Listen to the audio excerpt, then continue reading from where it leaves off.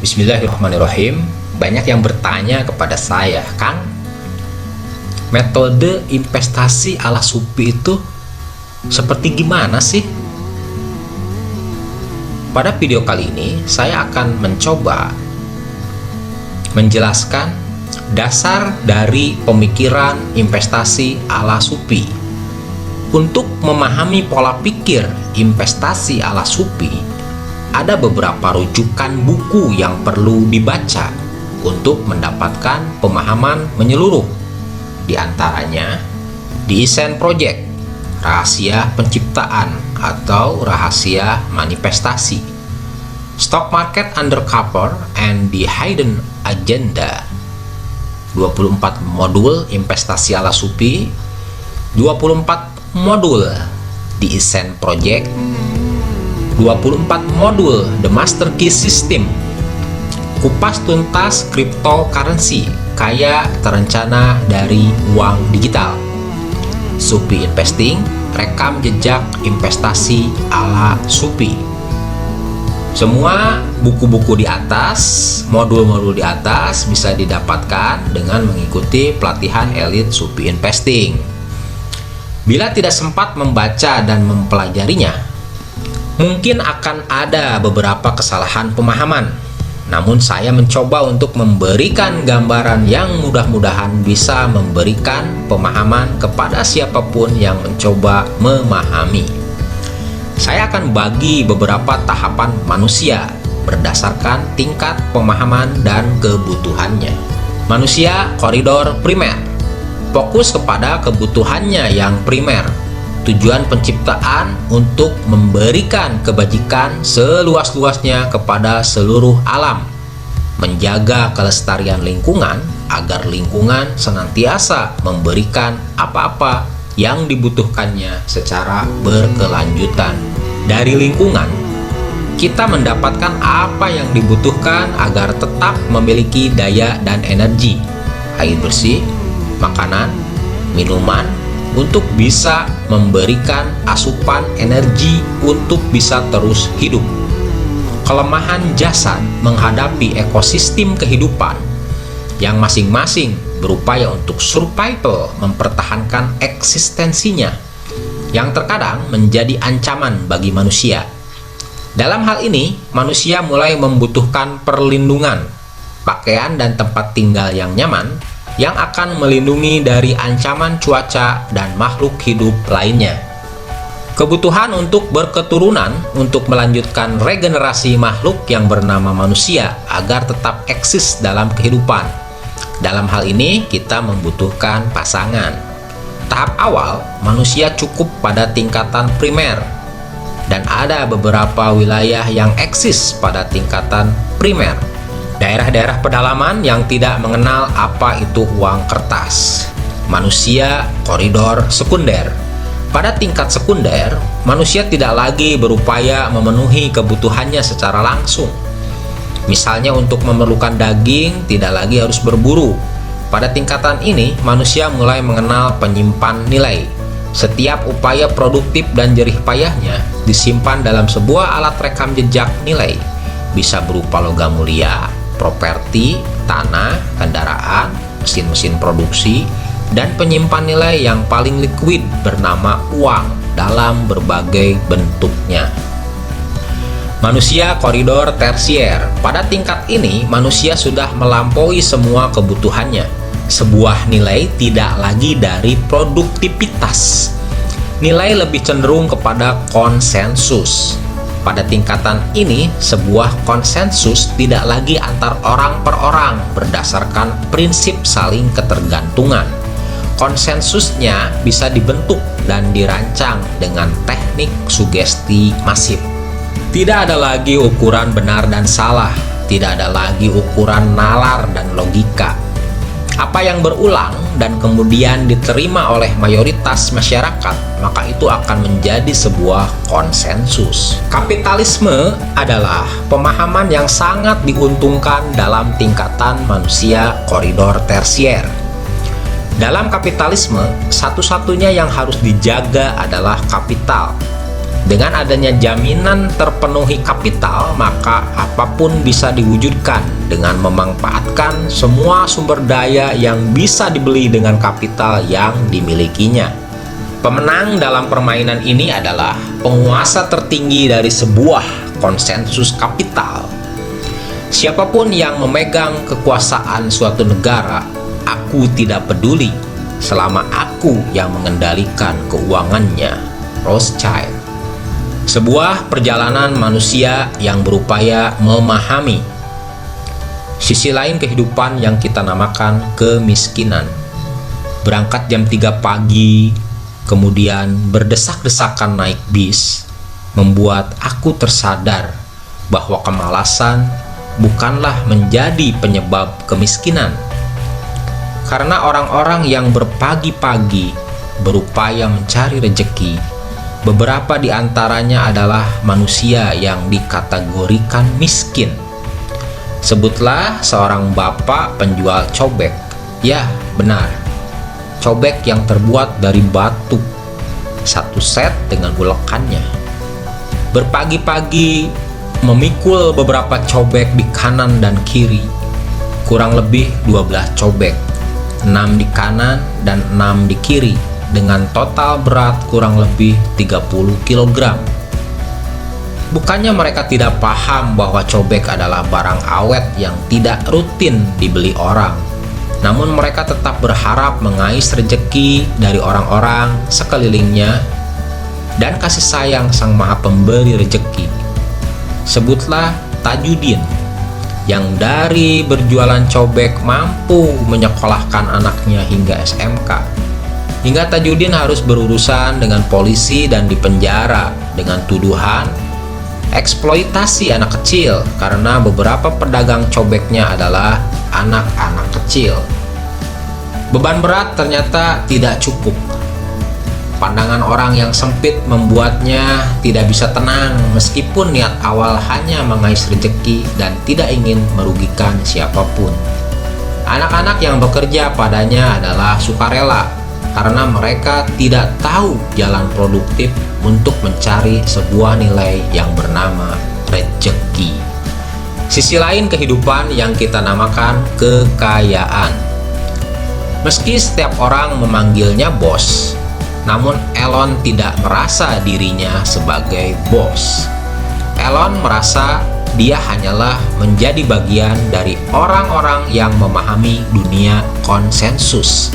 Kemampuan lobi-lobi dan mengemas apapun usaha yang digarapnya dengan memenuhi semua birokrasi dan legalitas yang dipersyaratkan dalam suatu negara, membuatnya menjadi individu yang terpercaya dan dipercaya beberapa institusi keuangan, perbankan, dan modal ventura. Elon hanya perlu memiliki visi. Dia akan membangun usaha apa, tempatnya di mana, pemasaran kemana, modal berapa, dan estimasi pendapatan berapa. Selanjutnya, visi tersebut Elon wujudkan dalam sebuah prospektus atau proposal pengajuan kredit, sehingga keluarlah angka yang dibutuhkan. Angka tersebut diajukan ke pemilik modal. Saat modal digelontorkan, Elon hanya perlu satu komitmen akan mengembalikan dana tersebut kepada pemilik modal. Dari sebuah visi muncullah angka. Dari sebuah angka, maka terjadilah transaksi ekonomi. Membangun pabrik, membeli mesin produksi, dan membuka lapangan kerja. Dan kita semua tidak pernah mau peduli dari mana angka itu berasal. Banyak pihak yang Elon libatkan, bagian rekrut pegawai, tenaga ahli produksi, yang akan memberikan produksi yang berkualitas. Ada yang mengawasi kualitas, ada bagian pembelian, ada bagian pemasaran, ada bagian akunting, bagian audit. Semua bersatu dalam satu sistem untuk memastikan bahwa uang yang sudah digelontorkan oleh Elon bisa kembali dalam jumlah uang yang lebih banyak dari awal uang yang digelontorkan. Resiko Elon hanya satu kata, yaitu bangkrut, yang tentunya akan berimbas kepada penyitaan aset yang dari sejak awal memang aset itu bukanlah miliknya. Namun kenyataannya, Elon selalu berhasil mengembalikan pinjamannya, dan kepercayaan institusi keuangan kepadanya semakin bertambah kuat. Aset yang dimiliki Elon pun semakin banyak dan menggurita. Suatu ketika Elon melihat ada konsensus lain daripada memanfaatkan dana perbankan yang memiliki resiko sita aset. Konsensus itu bernama pasar modal, IPO, crowdfunding, angel investor, dan yang terbaru adalah ICO di market kripto. Cryptocurrency benar-benar memanjakan orang-orang seperti Elon. Dari konsensus saja yang bernama pasar modal, Elon bisa beberapa kali mendapatkan permodalan, modal awal dari IPO, modal tambahan dari right issue, kalau tidak mampu bayar hutang, bisa lakukan restrukturisasi. Jika tidak mampu buyback, maka bisa lakukan berbagai strategi, stock split untuk meningkatkan likuiditas atau reverse stock, dan berbagai cara lainnya. Yang penting Elon masih ingin berkelanjutan. Selama keinginan ini ada, maka ada berbagai upaya dan strategi untuk membuat perusahaan tetap bertahan. Kemudahan mendapatkan dana akan semakin banyak ragamnya dengan adanya koin digital yang diperkenalkan sebagai cryptocurrency. Sudut pandang manusia koridor sekunder ketika paham apa yang sedang terjadi. Manusia koridor primer tidak akan begitu terpengaruh dengan apapun yang dilakukan oleh manusia koridor tersier. Uang digital dan semua konsensus tidak terlalu berpengaruh pada kehidupannya. Bahkan diisolasi sekalipun, manusia koridor primer akan tetap menjalankan kehidupan sebagaimana biasanya. Bahkan tidak perlu menunggu diboikot atau diisolasi. Malah kebalikannya, mereka mengasingkan dirinya dan membatasi diri dengan dunia koridor sekunder dan koridor tersier. Lingkungan yang mereka jaga kelestariannya sudah sangat cukup memenuhi kebutuhannya. Hanya keserakahan manusia koridor tersier yang selanjutnya akan menggilas koridor primer.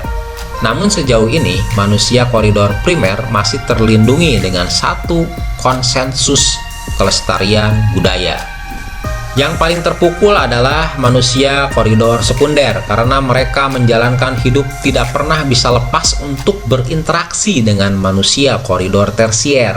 Sebab dari manusia koridor sekunder lah manusia koridor tersier mendapatkan suplai darah segar. Dari setiap yang diciptakan oleh manusia tersier, senantiasa ada celah untuk menambah kekayaan manusia koridor sekunder. Dari pasar modal ada celah mencari cuan dengan trading jangka pendek dan jangka panjang atau yang kita namakan investasi. Dari dunia kripto dan blockchain ada lebih banyak kesempatan mining, staking, trading, dan tidak menutup kemungkinan jika paham secara menyeluruh ada kesempatan untuk mengeluarkan koin sendiri.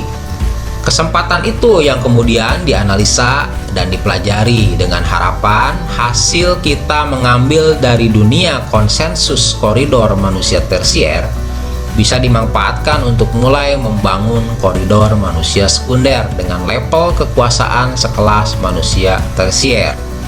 Lalu apa bedanya? Manusia koridor tersier lebih condong pada dunia PC yang seringkali tidak terlalu signifikan kaitannya dengan kebutuhan manusia yang sejatinya. Proyek SpaceX atau kapal ruang angkasa ke bulan, jika divaluasi akan lebih manfaat untuk membangun sumber daya pangan dan menjaga kelestarian lingkungan.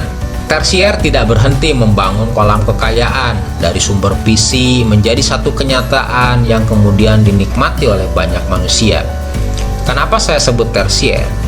Jika semua teknologi tidak berfungsi dengan baik akibat bencana yang mengganggu semua gelombang elektromagnetik, maka manusia akan mulai tersadar pentingnya produktivitas untuk menghasilkan kebutuhan primer manusia. Ketika tidak ada internet, tidak ada listrik, yang mampu bertahan adalah manusia pada koridor primer. namun tetap pada koridor primer akan membatasi manusia dari namanya invention. Beberapa penemuan terjadi sebagai akibat dari keleluasaan waktu untuk riset, berpikir, dan melakukan penelitian. Visi saya adalah, di saat para pekerja mulai tersadar, maka tetaplah pada rutinitasnya dan memanfaatkan sisa waktu yang dimilikinya untuk mulai membangun produktivitas dan aset yang produktif dalam koridor primer. Ketika semua kebutuhan hidup terpenuhi tanpa harus bergantung lagi pada konsensus dunia sekunder, mulailah membangun kerajaan sendiri. Minimal satu kerajaan yang bisa memenuhi kebutuhan keluarga besar kita, sehingga memiliki posisi seperti manusia koridor primer. Kalau diboikot sekalipun masih mampu bertahan hidup dan melanjutkan kehidupan. Memulainya dari mana? Belajar pasar modal secara holistik dan praktek pengetahuan yang dimiliki agar mulai memiliki penghasilan tambahan. Belajar dunia digital dan teknologi Bitcoin hingga menemukan celah peluang yang bisa menambah pundi-pundi kekayaan. Yang bekerja, fokuslah bekerja dan ukur neraca cash flow-nya. Jika pengeluaran sama dengan pemasukan, maka upayakan kurangi pengeluaran dengan melakukan beberapa penghematan. Video lengkap panduannya bisa lihat di channel YouTube Padepokan Suppi. Saat ada surplus pendapatan, gunakan surplus itu dengan mulai memasuki dunia trading dengan sistem backtest mulai dari angka 200.000. Temukan satu metode trading. Lakukan pembelian dengan memenuhi segala persyaratan metode trading tersebut. 200.000 beli satu stok atau satu koin. Setiap nilai uang kita berkurang Rp2.000, maka lakukan cut loss. Dengan strategi ini, teman-teman memiliki kesempatan untuk melakukan 100 kali transaksi hingga modal 200.000 habis. Alangkah buruknya satu metode jika diberi kesempatan 100 kali transaksi dan semuanya gagal total. Saya yakin dari 100 kali transaksi pasti ada beberapa di antaranya menghasilkan cuan. Setiap kemenangan akan menambah peluang untuk transaksi lagi, sehingga kesempatan Anda backtest bertambah tidak lagi 100 kali. Lakukan terus secara disiplin hingga ketemu metode yang bisa konsisten cetak profit. Keajaiban efek compounding akan memberikan Anda kesempatan memiliki pendapatan yang seiring dengan berjalannya waktu akan menambah pundi kekayaan hingga akhirnya berhasil menggantikan pendapatan dari pekerjaan Anda saat ini. Lepas dari pekerjaan saat ini, maka Anda mulai memiliki waktu luang. Manfaatkan waktu luang tersebut untuk membangun aset. Padepokan Suppi adalah platform yang kami buat untuk memudahkan jalan teman-teman. Kami buatkan urutan pemahaman keilmuan hingga prakteknya. Ikuti semua materi di channel YouTube Padepokan Suppi untuk mendapatkan hasil yang dicita-citakan. Selamat mencoba.